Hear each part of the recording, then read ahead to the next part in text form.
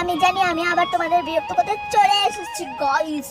সকালটা আমার শুরু হয় এমনি ভাবে আমার বন্ধুদের নিয়ে। আর দেখো আমার দুটো দুই বন্ধু পাশাপাশি রয়েছে, আমার দেখে কেউ কেউ করে চিনতে পারে না, মনে হয় ক্যামেরাটা ধরে আছি বলে হয়তো পিছন পিছন আসে আমার। তো সারাদিন বন্ধুদের সাথে থাকলে তারা চলবে না, বাড়িতে এসে একটু কাজ কর্ম শুরু করে দিয়েছি। এখন আমি কত কিছু ভর্তা বানাবো, খালি দেখতে থাকো। ভর্তা বানাইতে বানাইতে কিছু কথা বলি তোমাদেরকে। তোমরা ভিডিওটা দেখে নাও ঠিক আছে, তা একটা লাইক কমেন্ট করতে কি হয়, হ্যাঁ সেটা করো তোমরা। আমি জানি আমাকে দেখে ভালো কমেন্ট করতে ইচ্ছা করে বলে করো না, কিন্তু খারাপ কমেন্ট কেউ করো না, কারণ আমি খারাপ কমেন্ট আবার নিতে পারি না গাইস। সো ভিডিওটা দেখার পরে রাগ করে হলেও আবার কমেন্ট করে যাও। তোমরা একটা লাইক একটা সাবস্ক্রাইবার করলে আমি একটু মোটিভেট হই। দেখো এখানে ভাতটা মাখিয়ে খেতে না সেই লাগে। সো ভাতটা মাখিয়ে আমি দুবার দুবার খেলাম, তা বলছি রিয়াকশন দিচ্ছি যে সেই হচ্ছে সেই। সো খাওয়া দাওয়ার পরেই তারপরে একটু আলু ভর্তা করছি আবার। তো আবার একটু আলু ভর্তা করবো এখন।